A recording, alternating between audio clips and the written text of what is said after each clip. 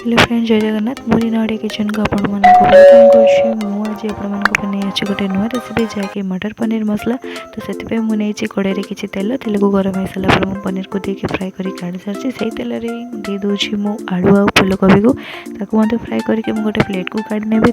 मुझे तेल देदेवी बटा मसला को। बटा मसला मुझे अदा रसुण टमाटो पियाज काजू आ पिस्ता। तो ताको मुझे भलसे कषि नेबी। कषि देला मुझे टिके पानी अल्प देकी भलसे कषि देवी।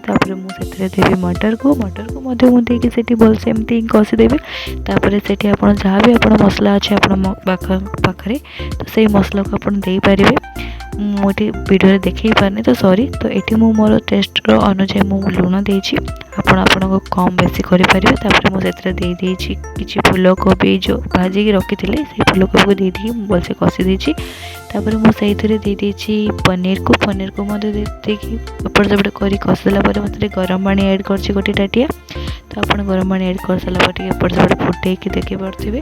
मसला देकी मोर तरकारी रेडी हो सारी। मुझे गोटे प्लेट को सर्व कर देखी पारे केते सुंदर है फूलकोबी आलू मटर पनीर रेसिपी।